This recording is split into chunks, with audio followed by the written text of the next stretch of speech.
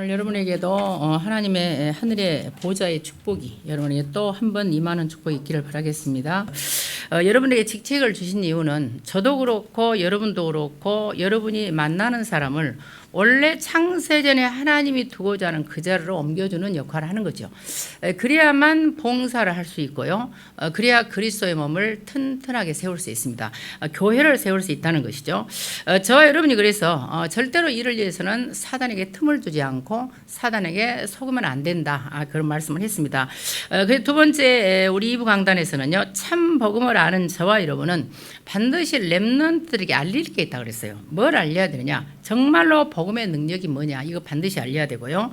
복음은 모든 인간의 문제를 해결한 완전한 그리스도의 복음이라는 사실과 내가 복음을 알면은 보좌의 하나님 우리가 성령으로 역사를 하지 않습니까? 그래서 보좌의 능력을 전달하고 그리고 말씀을 따라 사는 말씀이 성취되는 말씀의 능력을 전달할 뿐 아니라 실제로 이 그리스도 예수의 이름을 붙잡고 기도할 때 응답이 된다는 사실, 기도를 여러분들이 전달해야 되고요.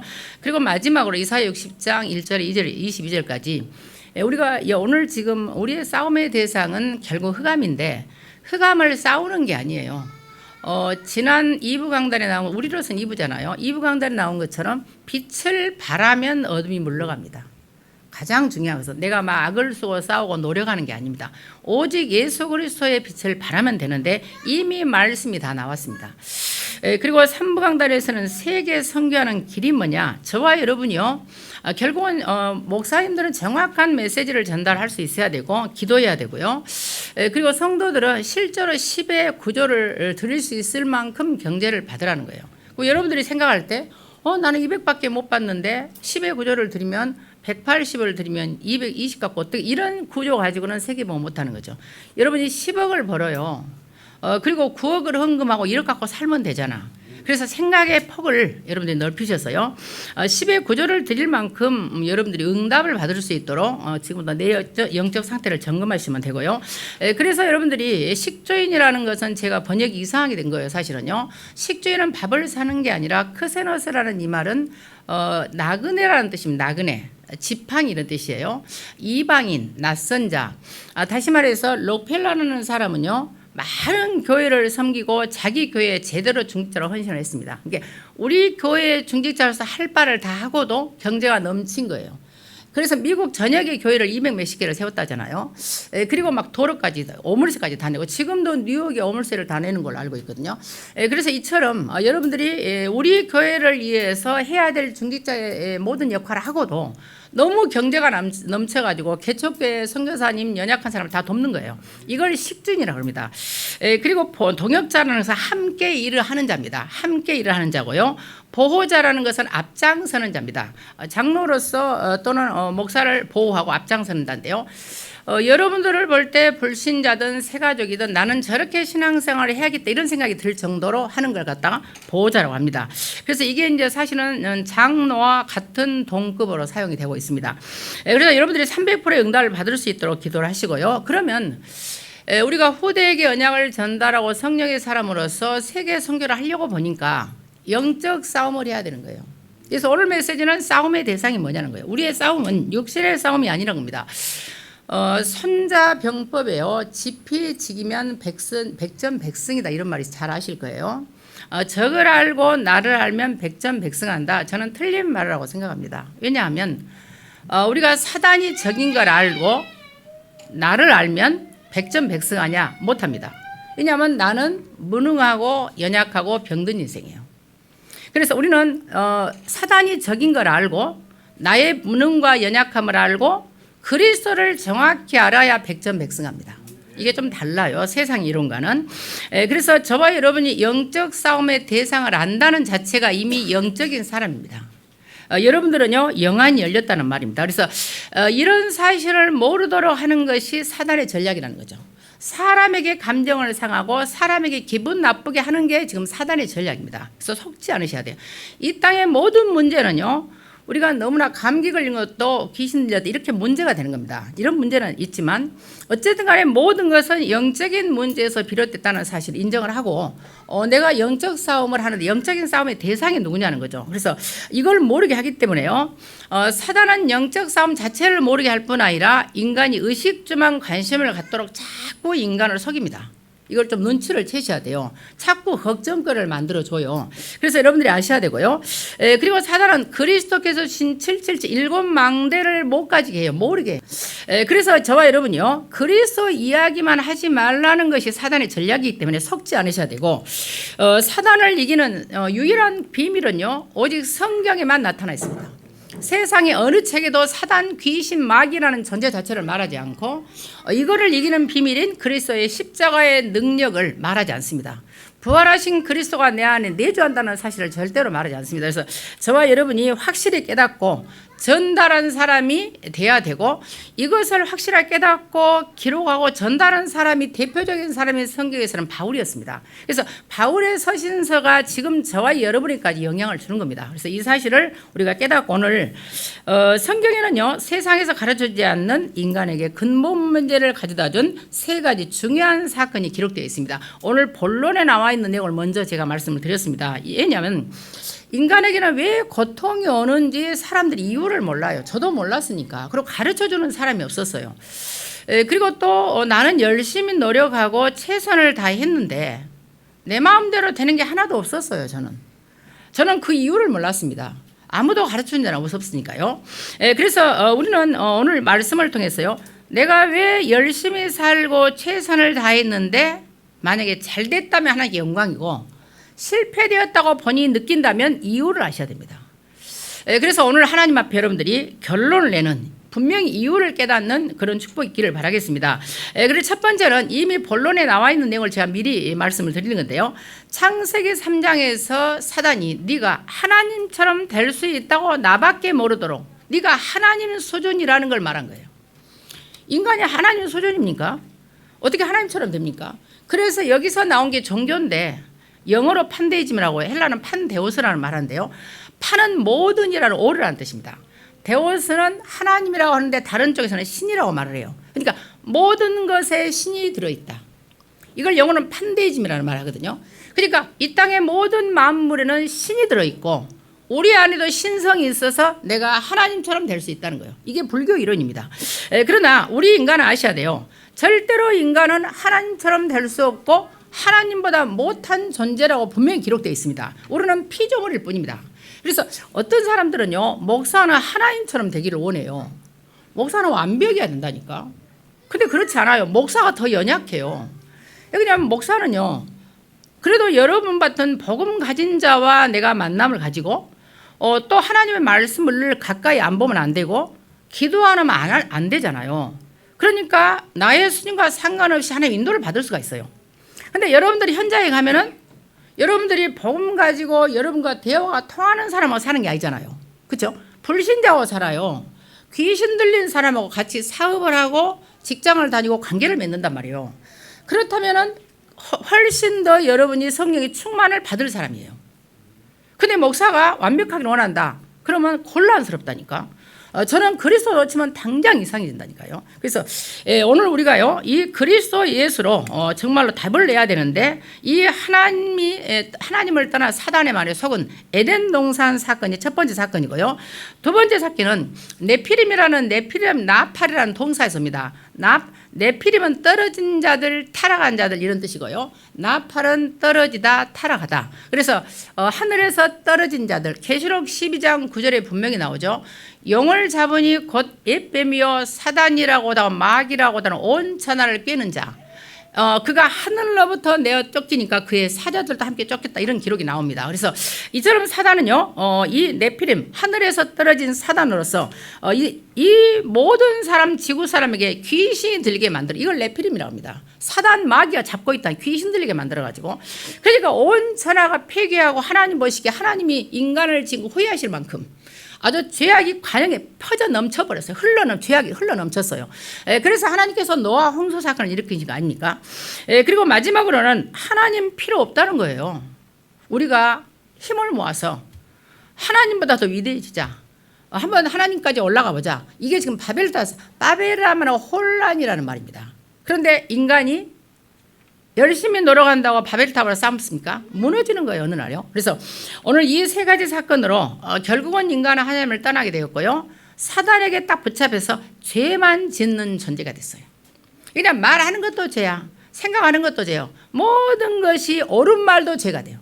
여러분 그리스도를 모르고 그리스도로 결론 안 나고 내가 예수 그리스도면 기도 안 되고 전도의 빛을 발하지 못하면서 하는 말 있잖아요. 다 틀린 말이라는 사실을 반드시 인정을 하셔야 돼요. 내가 인정할 때 하나님의 역사가 있습니다. 내가 나를 보지 못하면 절대로 인도를 못 받아요. 보통 사람들 이야기해 보면요. 모든 사람이 볼 때 그 사람이 이상해. 객관적으로. 근데 본인은 자기가 하나도 이상 안 해요. 무슨 말입니까? 본인은 본인을 못 봐. 왜 못 볼까요? 그리스도의 빛이 확실하게 비치면 본인이 보입니다. 비록 다른 사람이 올 때 목사님이 좀 이상하고 저 장로 집사님 이상하다 해도 내가 그분들은 이상해도 기다려주고 기도하잖아요. 그런데 이상해도 말을 안 할 뿐인데 본인은 정상인 줄 알아. 대화가 안 된다니까요. 그러니까 모든 사람이 마음에 안 들어. 모든 사람 탓이야. 그게 정상입니까? 여러분이 정말로 성령 인도를 받으면 얼마나 성도가 귀중한지 몰라요. 여러분 80억 인구 중에 우리가 예수 그리스도가 믿어지고 오늘 예배를 드린다는 자체가 기적 아니에요? 충격적인 사건 아닙니까? 저는 너무너무 신기하고 놀랍다니까요. 내가 예수 그리스도가 믿어지다니 그리고 예수 그리스도를 내가 전파할 수 있다니 이게 신기한 일 아니에요? 우리가 골로새 4장 3절에 있는 것처럼 전도할 문이라고 번역이 되어 있지만 말씀의 문을 열어달라고 나옵니다. 투로그가 나옵니다. 그래서 그래 내가 말씀을 전할 수 있는 현장이 있다는 빛을 말하는 현장이 있다는 자체가 축복이다. 그래서 여러분들이 전도에 관해서 부담을 느끼면 안 되고 어떤 게 있냐면 내가 답답할 때 있잖아요. 생각이 많아지고 미래도 조금 답답할 때가 있고 또 과거야 문제는 별로 문제가 안 되죠. 저한테는. 근데 현실도 약간 힘들 때가 있고 미래를 생각하면 조금 깝깝할 때가 있어요. 사람이라는 건. 그런데 내가 가서 누구에게 복음을 전하잖아요. 빛을 말하면 너무 행복해지고 내가 살아나요. 여러분 그런 거 체험할 거예요 아마. 여러분 생각을 많이 하고 현실을 보고 미래를 보면 안 되고요. 그럴 때마다 나 자신에게도 구원 얘기를 하고 여러분 자녀에게도 하고 애들이 못 알아듣지만 다 영이 알아듣습니다. 그래서 자꾸 빛을 발하시면 심지어 예를 들어서 여러분 자녀가 해외에 있다. 그럼 그 해외에 있는 아이의 이름을 부르면서 복음 하나만 전해보세요. 그럼 어떤 일을 하는지 아세요? 시 공간을 초월해서 역사가 일어납니다. 그럼 내가 행복해진다니까요. 영적인 힘이 회복이 돼. 근데 한 번도 여러분이 안 하고 입을 다물고 있으면 내 안에서 빛이 어두워져요. 어두워지니까 내가 현실이 보이고 의식주가 보이고 미래가 보이고 과거 상처가 막 이럽니다. 그래서 오늘로 모든 문제를 여러분들이 끝내고요.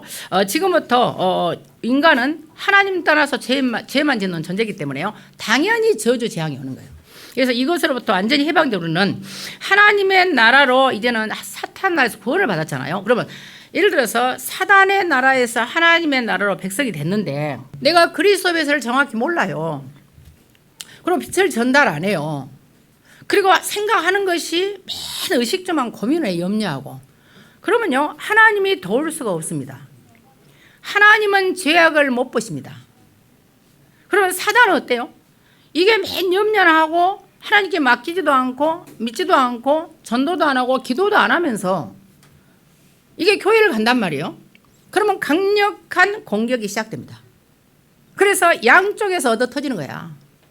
그래서 여러분들이 반드시요 완전히 그리스도에 붙어야 돼. 이제는 결론을 내고 그리스도만 선포하고 여러분 현장에 사람을 만나든지 심지어 안 만나도 해외에 있는 자녀 멀리 떨어진 자녀 여러분 친척 이름을 불러서 메시지를 하라니까요. 저는 그래요. 메시지를 제가 사람을 안 만나면 혼자 누가 볼 때는 미쳐나갈 거예요. 혼자 권위기를 한다니까요. 근데 그러면 힘이 확 솟아오르고 이상하게 내가 기쁨이 생기고 평안이 생기고 막 감사가 생기고 이상한 현상이 납니다. 그래서 제가 오늘까지 산 거예요. 그래서 오늘 여러분들이 정말로 빛을 발하는 그런 축복의 자녀가 되기를 바라고요. 그래서 저와 여러분이 하나님 나라의 시민권자가 되기 때문에 그것이 바로 영적 전쟁을 하는 승리하는 비결입니다. 여러분 영적 전쟁은 피할 수 없습니다. 사단과의 영적 전쟁은 절대로 쉴 수가 없어요. 멈출 수가 없어요. 그만둘 수가 없어요. 대충 할 수가 없습니다. 이제는 이거는요 상처를 입는 정도가 아닙니다. 지는 정도가 아니에요. 이 영적인 싸움은 죽느냐 사느냐가 결정이 돼버립니다. 그 제가 오늘로부터 말씀드립니다. 여러분들이 날마다 구원의 길을 해외에 있는 자녀, 멀리 떨어진 자녀, 내가 만나지 못한 친척, 모든 사람이 이를 보내서 구원의 길을 하세요. 시공을 초월한 하나님 역사가 반드시 여러분 증거로 올 거예요. 분명히 믿고 하나님의 인도를 받는 축복 여러분들이 있기를 바라겠습니다. 그래서 마귀가 장악한 세상에서 하나님 나라를 이룰 영적 군사인 저와 여러분을 마귀가 그냥 두지 않기 때문에 영적인 전쟁은 절대로 피할 수 없다. 그래서 이거는 죽느냐 사느냐의 문제가 결정되는 치열한 싸움이다. 그래서 치열한 싸움인데요. 이 치열한 싸움인 증거를 다음 주간에 이제는 김정호 목사가 말하겠죠. 그래서 사단은 24시간 쉬지 않아요. 사단은 방학이 없어. 사단은 농복이가 없다니까. 사단은 휴가가 없어요. 그런데 우리는 휴가 다 지내고 다 방학을 하잖아. 그래서 24 축복의 눈을 여러분들이 기도에 이제 이번에 그 결론에서 나중에 마지막에 핵심에서 나왔잖아요. 24 목회자를 위한 기도팀 정확히 나온 거예요. 메시지가요. 그래서 여러분들이 지금부터요 24시간 성도를 공격하고 있는 이 사단을 체감하고 오직 복음을 가지고 여러분 기도로 누리면서 이걸 바라는 전도를 통해서 영적 싸움에 승리할 수 있도록 오늘 결단을 해라. 결단은 방 간단해요. 여러분 스스로 하고 다른 친척의 이름을 부르면서 하고 시공을 초월해서 하나님이 하시도록. 그래서 복음을 선포를 하라니까요. 그리스도의 빛을 선포를 해버려 막. 저와 이런 빛 자체잖아. 근데 그게 여러분 하다 보면 여러분이 지금 가장 기본 메시지가 내 안에 편집이 안 됐다는 걸 확인할 수 있습니다. 그게 여러분의 상태고 응답 받을 수 없는 상태임을 확인하셔야 됩니다. 그래서 이제는 생을 거셔야 돼요. 그래서요 하나님 앞에 인도받는 축복이 있기를 바라겠습니다. 그래서 이 땅의 모든 사람들은 혈과 육만 알고 있다는 거죠. 왜냐하면 나 중심의 삶이야 전부. 어떤 의미에서요 여러분이 지금 만나는 모든 사람들은 또 저도 그렇고 여러분도 그렇고요. 인생의 모든 사람들은 의식주가 가장 큰 문제예요. 사람들이 다 먹고 살려고 사는 거잖아 사실은. 이거는 무시할 수 없습니다. 전혀 기본 의식의 삶이 안 되는데 오직 영적인 것을 추구한다는 것도 이상한 거거든요. 그런데 중요한 것은 이 세상의 의식주가 여러분들이 가장 관심사가 되면 그것은 마셔도 더 목마른 소금물일 뿐입니다. 쌓아도 무너지는 모래성이에요. 그걸 아셔야 됩니다. 우리가 의식주가 필요 없다는 건 저는 아닙니다. 필요해요. 솔로몬이 오직하면 그랬잖아요. 나를 부하게도 말고 가난하게도 말게 해달라고. 왜? 너무 부자여서 하나님을 모른다 할까 싶고. 맞는 말이에요. 너무 가난해서 하나님을 원망할까 싶다. 저는 그게 너무 맞다고 생각해요. 나는 큰 부자가 되기를 원치 않아요. 근데 너무 가난해가지고 너무 그 돈 없는 티를 내면서 하나님께 원망하는 인생은 되고 싶지 않아요. 그래서 솔로몬이 참 바른 기도를 했다. 제가 그런 생각이 듭니다. 그래서 여러분들이요 지금부터 그리스도를 내가 모르면 내 생각으로 살게 돼요.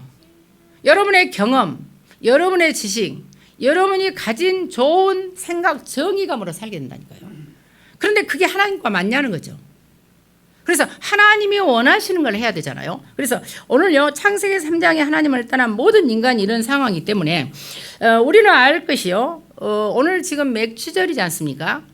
이 절기라는 걸 좀 짚고 넘어가겠습니다. 창세기 3장에서 하나님 떠난 인간은 반드시 6월절의 피언약으로 우리가 구원을 받아야 되잖아요. 이 6월절을 다른 말로는 무교절이라 합니다. 그래서 구원과 관계됐고요. 이 구원이라는 소테리아라는 이 헬라어에는요. 소조라는 동사에서 파생을 하는데 구원 받는다는 이 단어는 구원하다도 들어가 있습니다. 6월절에 들어가 있죠. 그리고 인도하다, 보호하다라는 오순절의 능력이 들어 있습니다. 이 단어 자체가. 그리고 보존하다, 그 다음에 어디다 보관하다 이런 수장절의 의미까지 들어 있습니다. 그래서 절기라는 하그라는 이 자체는 축제라는 단어입니다. 또 춤춘다는 뜻이에요. 그래서 오늘 맥추절이 여러분에게 하나님께 너무 감사해서 춤을 출 만큼 축제의 날이 돼야 돼요. 절기가. 그래서 6월절에 구원받은 저와 여러분은 하나님께 즐거이 춤을 추면서 축제의 날을 돼야 되고요. 그럼 맥추절은 뭐냐? 이 777, 49일이 지나고 50일째 되는 이날을 맥추절을 합니다. 다른 말로 오순절입니다. 오늘 성령의 역사가 여러분에게 임하기를 바랍니다. 분명히 말세에 하나님이 남녀 종들에게 성령을 물 붓듯이 붓는다 약속하셨거든요. 그래서 오순절의 역사가 오늘 일어나는 거예요. 여러분 성령 충만을 받아야 영적인 싸움의 대상인 사단을 이길 거 아닙니까? 그래서 이게 메시지대로 가는 것이기 때문에요. 오늘 이 맥추절, 오순절 다른 말로는 77절이라고도 합니다. 이 말을요. 뿐만 아니라 다른 말로는 초실절이라고 말합니다. 그래서 이렇게 6월절 후에 7주간이 지난 50일 되는 날을 말하고요. 수장절이라는 다른 말로는 장막절이라 하고 초막절이라고 말합니다. 보관하는 거. 그래서 보호자의 배경을 가지고 산다 이런 뜻인데요. 이제 우리가 이 창세기 3장에서 우리가 하나님을 떠났잖아요. 그러면 우리의 싸움의 대상은 사단인데 여러분은 싸움의 대상이 사단일 수 있겠죠. 저도 그렇죠. 그런데 저는 최고의 싸움의 대상이 누군지 아세요? 저는 나예요. 왜냐하면 나와의 싸움이야.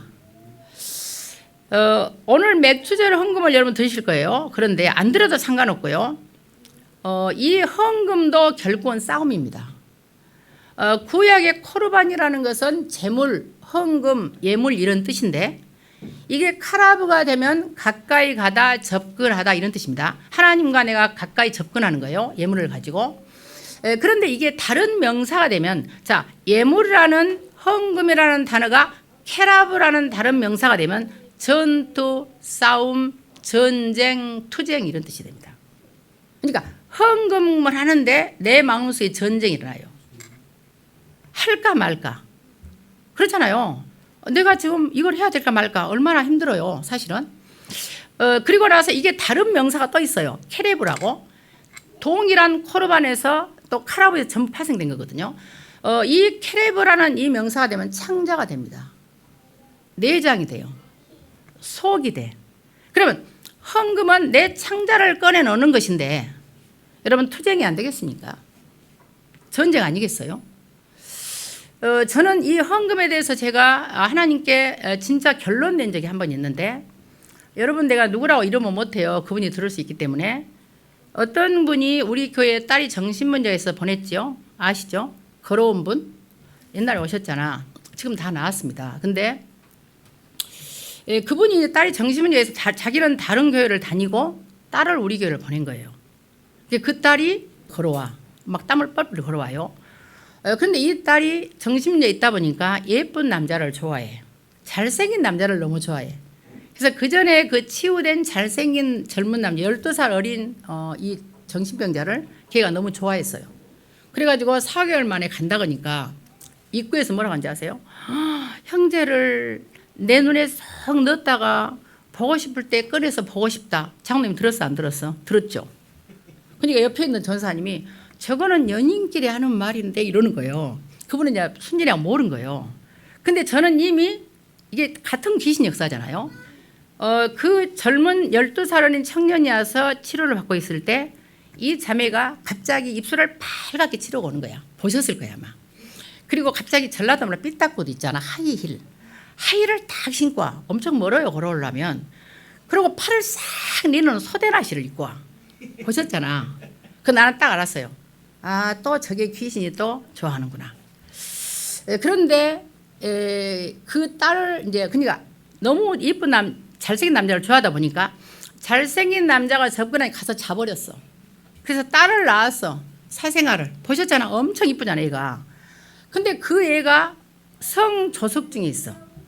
초등학교 안 나온 애가 초등학교 다닌 애가 벌써 생리가 터지고 막 가슴이 나오는 거예요. 그래서 그걸 다 성조석증이라는데요. 그러니까 이제 이분이 이제 자녀가 희망이 없잖아요. 남편도 없지, 자식도 없지, 딸 하나 있는 것이 손자까지 그러니까 이분이 이제 우리 교회를 보낸 거예요. 보냈는데 제가 이제 이런 거 말하면 여러분 다 그냥 알아먹으니까요. 그런데 이분이 가만히 보니까 제가 다락방을 가잖아요. 이제 우리 교회가 다락방을 가잖아요. 가면은 그 가난한 사람들이 주는 그 아파트 조금만 한 9평이나 12평이 된가 모르겠어. 진짜 작아요 아파트가. 아파트가 가는데 예배를 드리는데 제가 혼자 속으로 이 살림이 그 뭐 딱 보면 사람이 알잖아요.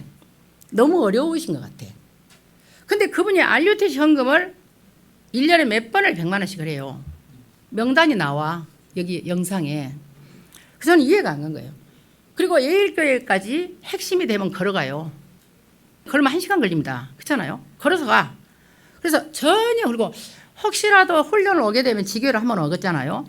그러면 이제 다른 사람 피해를 안 끼치려고 그 부침개를 붙여와요. 부침개를 붙여 저를 줘요. 솔직히 저 부침개를 못 먹을 만큼 제가 힘들더라고. 여러분, 아직 저는 음식 진짜 깨끗하게 합니다. 여러분 상상할 수 없을 만큼. 제가 갈비를 하잖아요. 갈비 기름 하나도 없었는데 맛있습니다. 그렇게 저는 그 음식을 굉장히 깨끗하게 해요. 그런데 이번에 음식을 먹을 수가 없어. 그래도 제가 먹어요. 시험 들까 봐. 근데 물어봤습니다.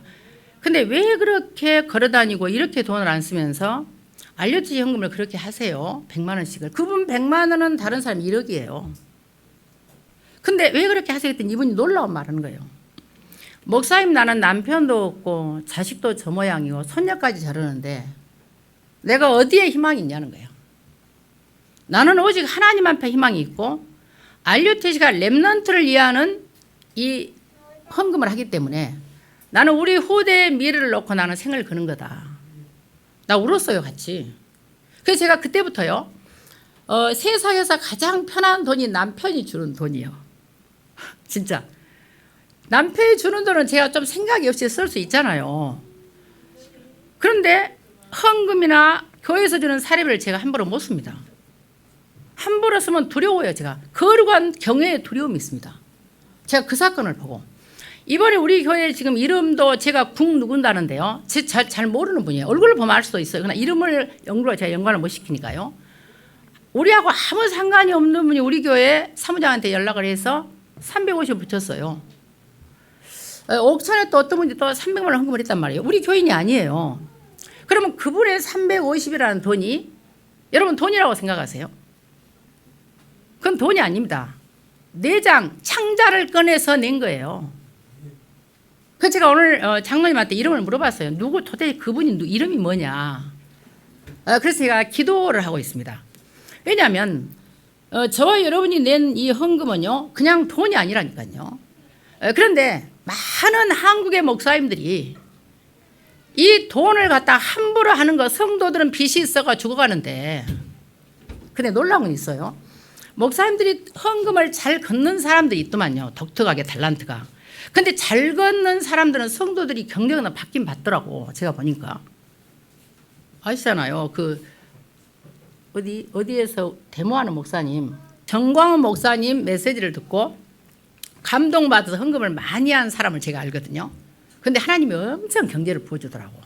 그건 있더라고요. 그런데 저는 성도들이 그 드린 헌금을 가지고 목사님들이 너무 함부로 생각이 쓴다는 거는 조금 마음이 좀 안 좋아요, 저는.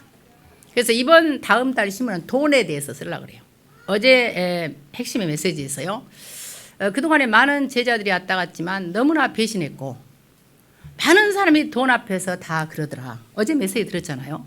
그러니까 순간 사람들이 다 돈에 대해서 연약하구나. 그래서 저는 참 이들 앞에 감사한 게요. 제가 만약에 남자로서 가장으로서 목회를 하면서 경제가 어려웠다면 우리 아이들이 돈에 시험 들 수 있어요. 근데 얘들 아빠가 아무리 빠지고 주식을 했지만 가장으로서의 책임을 졌어요. 그게 참 지금 생각하면 감사해요. 이게 저희 아이들은 돈에 대한 상처가 없습니다. 그 부분은 참 감사하고요. 그래서 여러분들이 하나님 앞에 드리는 헌금은 절대 그냥 헌금 아닙니다. 간장, 여러분의 창자를 꺼내준 거예요. 근데 전쟁이야. 영적인 전쟁하는 겁니다. 쉬운 일 아닙니다. 여러분들 어떻게 생각할지 몰라도요. 헌금을 드릴 만한 사람이 드린 게 아니라 꼭 힘든 사람들이죠. 받을 수 없는 돈. 그게 헌금입니다. 여러분의 후대의 미래를 놓고 드는 거야. 그래서 옛날에 그 영락교회의 그 김호중 씨 엄마 이야기를 누가 하시더라고요. 어떤 부흥사가요. 김호중 씨 지금 돌아가셨잖아요. 물론 망했죠, 대우가. 근데 그 엄마가 실수가 뭐냐면 아이를 위해서 헌금을 드린 건 좋았는데 언약을 전달 못한 거예요, 렘넌트에게. 본인이 언약을 모르니까. 이게 하나님을 믿는 믿음이 있어서 사과장사를 했대, 노점상을 하면서 월세로인가 하여튼 집이 있었는데요. 집을 다 팔아서 영락교회 건축금을 다 해버린 거예요. 그리고 월세로 들어간 거예요. 근데 그 돈을 자기가 옛날에 인도라는 게 있어요. 다리미가 인도라는 게 있습니다. 인도로 다 돈을 다렸대요. 나는 그 부흥강사 말을 듣고 참 마음에 많이 남았었어요. 인도로 다 드리면서 기도를 하셨대요. 하나님, 나는 남편도 없고 아무것도 없습니다. 내 자녀들의 미래를 하나님 손에 맡깁니다. 그 인도로 다리면서. 그리고 나온 게 대우건설이었어요. 근데 중요한 건 이분이 언약을 모르고 돈을 왜 벌어야 되는지 이유를 몰랐던 거지요. 그잖아요. 돈을 줄 때 하나님이 뭐 때문에 줬는가를 김은중 씨는 몰랐던 거지. 그래서 결국 대우가 무너졌잖아요. 무너졌는데 어쨌든 우리 후대를 놓고 여러분이 헌금을 드린 거고 이건 전쟁입니다. 영적 전쟁이에요. 그래서 하나님 앞에 여러분들이요 영적 전쟁에 승리하는 축복이 있기를 바라고 창세기 6장 4절 5절에 보시면요 혈과 육만 알다 보니까 모든 사람들이 나의 것 내 피림이야. 전부 의식 좀 먹고 사는 것밖에 장가고 씻가는 것밖에 모른다니까. 제가 다락방에서 봐도요. 여러분 자녀들 결혼할 때요. 딱 보면은 목사들도 세상의 기준을 봐요. 저는 많이 봤어요. 복음이라고 하는데 자식을 여울 때는 세상의 기준을 놓고 보더라니까요. 그 사람의 안에 연약이 확실하냐 복음이 있느냐 없느냐 안 봐요. 일단 눈에 보이는 본인들의 목사님들이 어려웠거든. 그러니까 중지자를 보면은요. 자기 자녀를 신학교에 잘 안 보내려고 하잖아. 목사들이 어려워 보이니까. 근데 여러분 아실 거 있어요. 목사는 아무리 경제가 어렵고 돈이 어려워도요. 하나님이 책임을 져요. 그래서 그 안에서 주시는 하나님의 행복과 축복이 있습니다. 제가 이 경제에 대한 내가 그 간증을 하려면 한이 없어요. 제가. 그래서 어제 그 곽전사 이야기를 했는데요. 저는 진짜 경제에 대한 것을 하나님이 완벽하게 신학교 다니는데 길 가던 야구르트 아줌마가 납봉을 줬다니까요. 이해되세요? 장로님 아시고 우리 장로님 나랑 같이 신학교를 다녔거든요. 중간고사를 못 보겠어. 납봉만 안 했다고. 그때 납봉 50만 원이었어요. 그런데 이제 가니까요. 시험을 못 보게 등록을 안 했다고. 취업시럽더만 진짜 등록 안 했다고 시험도 못 보게 하더만. 그러니까 장로님들이 시험을 보고 있어. 나는 못 봐. 등록을 안 했으니까. 그때 남편 몰래 다녔거든. 몰래 다니니까 제가 돈이 없었죠. 그래서 쫓겨나가지고 제가 길을 가면서 속죄하신 구세주를 내가 찬송하리라 하고 막 찬양을 하고 왔어요. 그러니까 지나가던 아줌마가요. 혹시 예수 믿으세요? 그런 거야. 아이 보면 모르겠어. 찬양한 거 보면 예수 믿잖아. 그랬더니 놀라워 말해. 혹시 돈이 필요하세요? 그러는 거예요. 그래서 내가 돈은 항상 언제나 늘 필요해요. 네, 이랬어요. 그랬더니 이분이 왜 필요하니?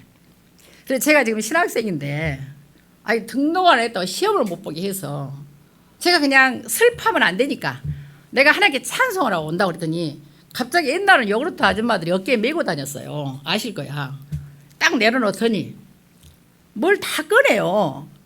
제일 밑에가 50만 원이 비닐로 싸고 들어있어. 2달 동안 갖고 다닌 거야. 이분이.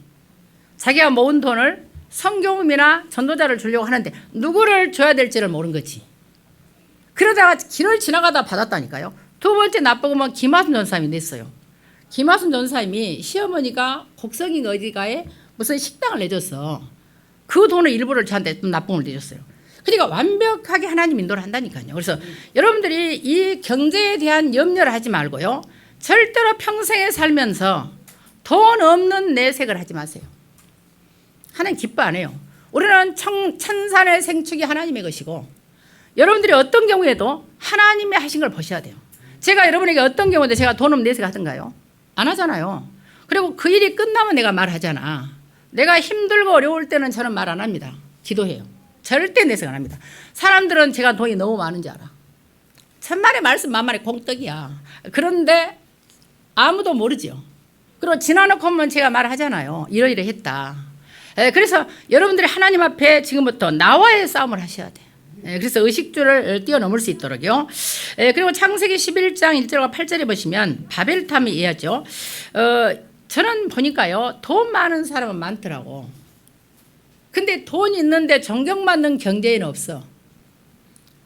존경받을 만한 사람이 얼마나 있던가요?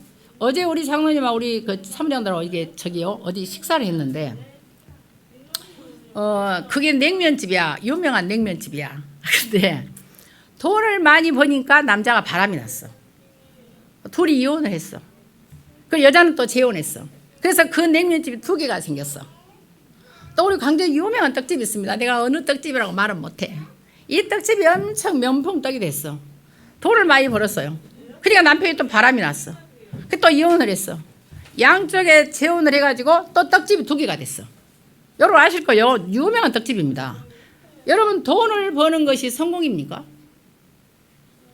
돈을 많이 되고 장사가 잘 돼서 남자가 바람이 나서 이혼해서 가정이 찢어지고 그 자녀들이 어떻게 되겠어요?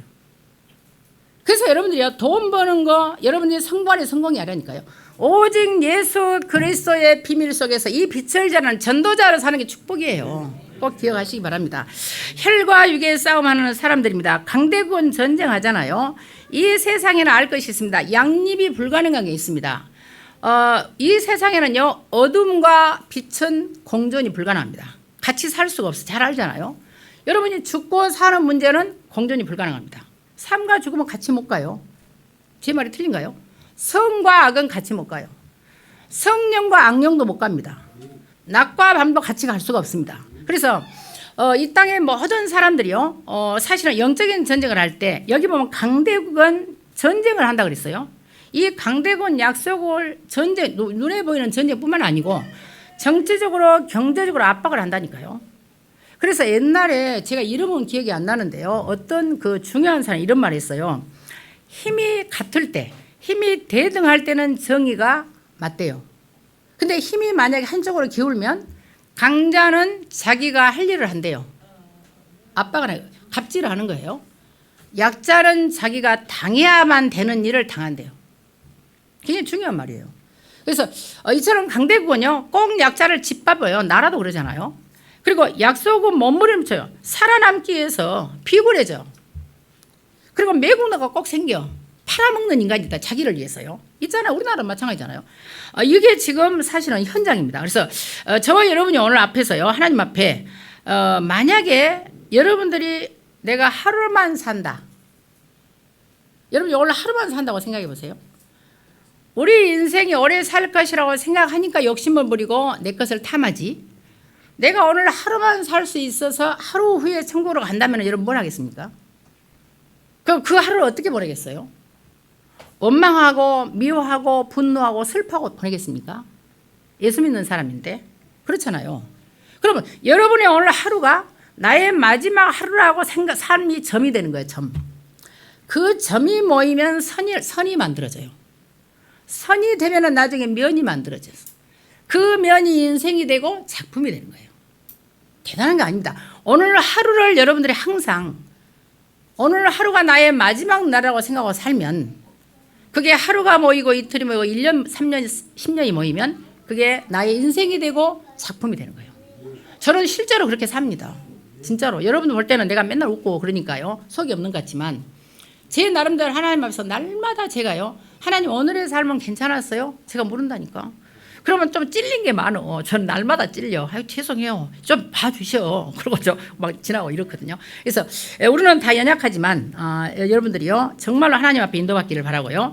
그래서 많은 인재들이 싸운다. 군자와 소인은 달라. 보면은 여러분 보세요. 인재들이 있어. 지금 정치권에 싸움하는 사람은 천재들이잖아. 우리가 따라갈 수 없는 사람, 다 인류대로 온 사람이야. 고시 합격한 사람이잖아. 근데 그 싸우는 모습을 봐보세요. 얼마나 추잡스럽던가요. 그야말로 형이 하학적이야.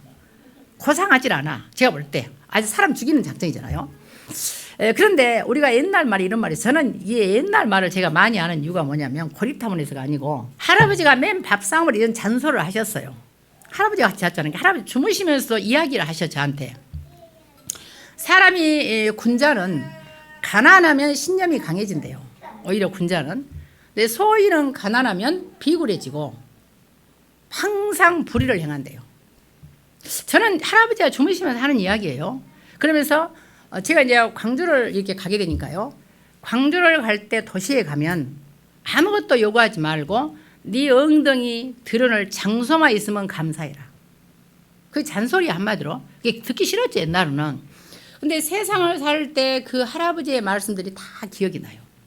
그래서 여러분들이 인재들이 싸우는 이 현장을 보면서 사실은요, 나라가 어지럽고 시대가 어지러우면 진짜 현자는 숨어버립니다. 근데 그 악인들이 사라지면 현자들이 드러나요, 밖으로. 예, 그래서 이처럼 많은 이들이 지금도 싸우고 있고요. 많은 교회들의 육신 싸움이라는 말을 합니다. 영적이지 않은 집단이 육신 싸움을 하는데 솔직히 말해서 육신 싸움을 해야 합니까? 영적이지 않은 게 싸운 거예요. 교회 일을 왜 세상 법정에 소송을 합니까? 영적이지 않아서 그래요. 내가 비록 억울한 일을 당해도 하나님 앞에 기도하며 기다리면 되잖아요. 못 참는 거예요. 그래서 이처럼 교회들이 지금도 싸우고 있고요. 교회들은 율법 싸움이 있잖아요. 이 율법 싸움이 이게 율법 비슷해요. 어쩌면 율법 싸움이 뭐냐, 유교 비슷해요, 우리나라. 예, 그런데 옳은 말이에요. 율법이 틀린 건 아니잖아요. 근데 옳은 말이 하나님의 법은 아니에요. 율법을 이루신 분이 그리스도예요.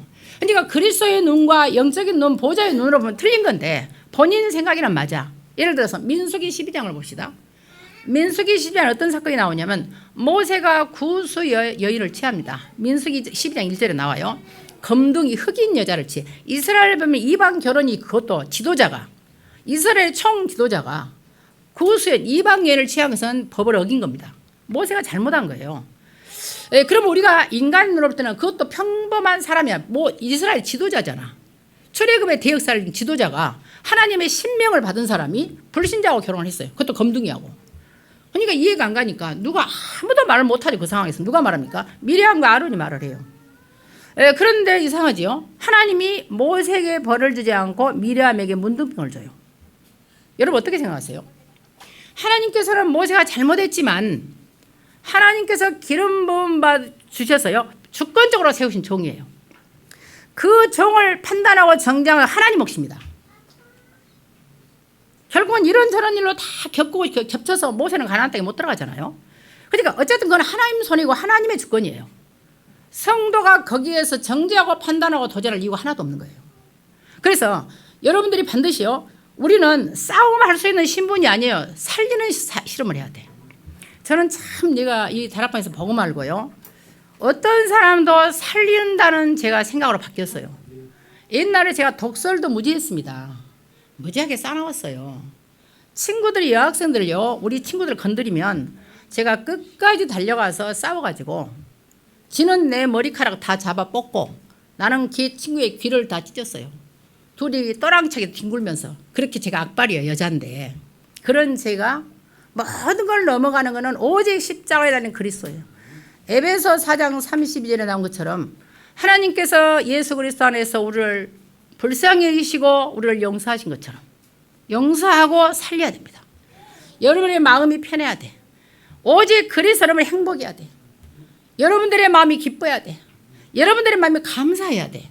근데 불평이 많고 노함이 많고 분노가 생기고 미움이 생기고 섭섭이 많고 남 핑계대면은 그거는 일단 내 영이 타격을 받습니다. 그래서 오직 복음으로 여러분들이 행복할 수 있도록 여러분에게 인도받기를 바라겠습니다. 우리의 싸움의 대상은 그래서 사단이기 때문에 이 대상 사단을 이기는 유일한 것이 뭐냐? 창세기 3장 15절에 여자의 손을 실 그리스도입니다. 약속하셨고 갈라디아 4장 4절에 나온 것처럼 때가 참에 하나님이 자기 아들을 여자에게서 나게 하셨잖아요. 그래서 이 말씀을 생각하시고 창세기 6장 14절에 무조건 들어오면 돼요. 창세기 방주 안에 그리스도 안에 무조건 들어오면 된다니까요. 병신도 괜찮아요. 안 배웠어도 괜찮아요. 가난도 괜찮아요. 죄인 지어도 괜찮아요. 그리스도 안에 들어오면 다 하나님 해결하세요. 저는 예수 그리스도가 모든 것에 저는 기준이라고 봅니다. 누가 뭐래도 제 목에 칼이 들어 저는 할 수 없어요. 그래서 저희 엄마가 제가 오늘 말씀이 좀 길어집니다만은요. 저희 엄마가 제가 안수를 받는다고 하니까 네가 안수를 받으려면 너 문중경 전사님처럼 순교할 각오가 있으면은 받고 네가 복음 때문에 순교할 의지가 없다면 받지 마라. 엄마의 말씀이에요. 그래서 저와 여러분이 복음을 위해서라면 상관없습니다. 그래서 오늘 인도받기를 바라고요. 그래서 창세기 12장 1절과 3절에 보시면 저와 여러분이 지금 어디에 떠나야 돼? 우상의 지역 갈대아로 떠나야 돼. 왜? 세계를 살려야 되잖아요. 세계의 빛을 받았기 때문에 내 안에 돈 우상이 있다니까요. 내 안에 나의 우상이 있어요. 내 안에 자녀에 대한 우상이 있어. 여러분이 나의 모든 것이 있다니까요. 이것도 완전히 떠나서 오늘 결단하는 시간이 되기를 바랍니다. 여러분이 진짜 참된 응답을 받기를 가장 소원하는 사람이 여러분 중에 나예요. 여러분 한 사람 한 사람을 생각하면 정말로 이분이 응답 받았으면 좋겠다. 하나님이 내 마음의 증인이에요. 그래서 여러분들이 정말 오늘 결단하는 축복이 있기를 바라고요. 모든 중자 산업인은 위기 속에서 사명을 깨닫고 응답이 보이도록, 그래서 중직자는 인생을 대변할 미션을 찾으라고 그랬어요. 왜냐하면 여러분의 직업은 부업이야. 누가처럼. 누가는 의사지만 그 의사는 부업이에요. 주업은 뭐냐? 전도자예요. 세계 복음할 전도자입니다. 이걸 분명히 아시고요. 지금부터 복음 알고 기도하면 기념비가 될 만큼 300% 응답으로 3경제의 축복을 받는다 그랬습니다. 그래서 일반 경제는 불신자가 더 많이 갖고 있다고 그랬어요. 그렇잖아요. 그런데 그 불신자들은 돈은 많지만 선교할 돈 없고 후대 살릴 경제, 불신자가 후대에게 돈 줘보세요. 형제끼리 싸움하고 살인 난다니까. 후대 살릴 경제 아닙니다. 그리고 헌금할 빛의 경제도 없기 때문에 어느 날 갑자기 망해버려요. 불신자가 돈 가진 사람들은. 그래서 당황하니까 인정 안 하고 막 정신병, 알코올 중독되고 막 이러잖아요. 그래서 오늘 저와 여러분은 특별 미션을 가지고 한 포인트를 잡으라고 그랬습니다. 그래서 그 한 포인트를 오늘 미션을 좀 메시지를 핵심 메시지를 좀 들으셔야 됩니다. 그래서 여러분들이 검증된 미션, 특별 미션 나오면 내가 망대 여정 이정표로 힘을 얻도록 집중의 기도 속으로 편집 설계 제안 들어가라. 이번에 메시지 아주 정확히 나왔습니다. 그리고 모든 렘넌트이고는 뭘 전해야 되느냐? 금토일을 통해서 복음과 기도의 전도를 전달하고요. 3절을 통해서 불신자와 그다음 병든 자와 후대를 살리고요. 묵상시대 네피림, 이 묵상시대를 통해서 네피림 문화, 귀신 문화로 오는 이 후유증을 치유할 수 있는 그런 축복을 전달해라. 그래서 핵심 제자들은 저를 여러분 기도하셔야 됩니다. 여러분 이번 주간은요. 이게 메시지가 떨어져서 여러분 아셔야 됩니다. 오늘 제가 체코를 들어가잖아요. 자, 오늘 일단 예배 끝나고 제가 올라가는데 목회자를 위한 기도 24시가 메시지에 나왔습니다. 여러분이 핵심 제자라면, 그러면 여러분들 이번 주간 내 다음 주까지 하여튼 이번 주간에라도 24 기도가 안 된다고 하면 여러분들 하나님의 말씀대로 안 사는 거예요. 목회 저를 위해 기도하라니까 이번 주에요. 왜냐하면 벌써 우리 가는 팀 중에 총무님이요 꼬리뼈가 다쳐버렸어. 금이가 못 갑니다. 그 비행기표를 끊어놨는데 이게 영적 전쟁이에요.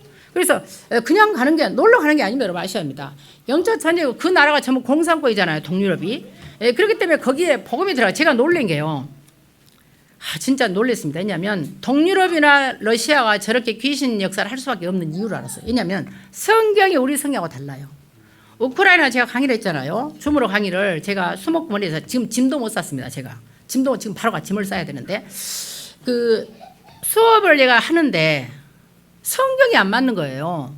예를 들어 신명기 21장 5절 있잖아요. 목사가 축복권, 예배권, 판결 이런 성경 보면 아예 빠졌어.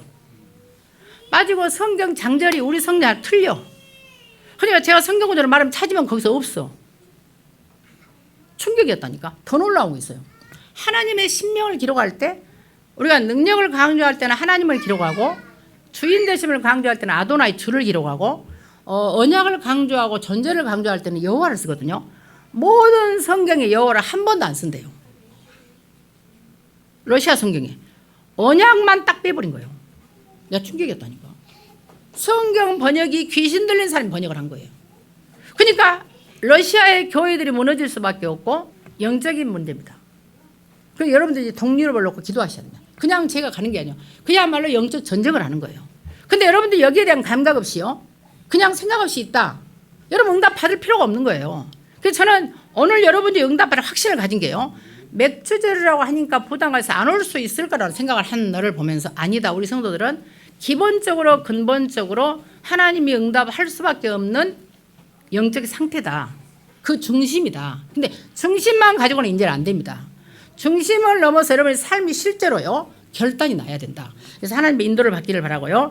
그래서 모든 핵심 제자들이 이렇게요. 위기 속에서 하나님의 축복을 발견하고 여러분들이 우선순위의 축복, 힘의 근원을 찾아야 되고요. 근원적인 치유와 근원적인 사명이 회복되어서 재앙 속에 있는 비밀 결사대로 전도 특공대로 홀리메이슨으로 기념비를 세우는 축복이 여러분들이 받아서요. 여러분 흩어진 모든 현장에서 매주 다민족과 렘넌트와 치유 대상자를 만나서 영적 교류를 해라. 그냥 매주 막 이유 없이 만나. 그냥 교회 오라는 소리 하지 말고요. 영접하라 이런 말도 하지 말고 그냥 관계를 가져서 만나셔. 그래서 자꾸 영적인 영향을 줘요. 그럼 어느 땐가는 하나님이 반드시 세우신다는 사실입니다. 그래서 하나님 인도받는 축복 여러분 되기를 바라겠습니다. 살아계신 아버지 하나님, 오늘 또 하나님께서 우리에게 정말로 성령의 충만한 이 영적 상태로 만들어 주셔서 우리의 영적 싸움의 대상이 무엇인가를 분명히 알고 우리에게 영적인 힘의 근원인 보좌의 능력으로 함께 하시며 너무나 감사를 드립니다. 오늘 모든 영적 싸움에 승리하게 하시고 특별히 사단과의 전쟁도 전쟁이지만 나 자신과의 전쟁에서 이길 수 있도록 정말로 하나님의 성령의 충만한 힘이 오늘 또 회복되게 하여 주시옵소서. 아버지께 감사드리며 예수 그리스도의 이름으로 기도하옵나이다. 아멘.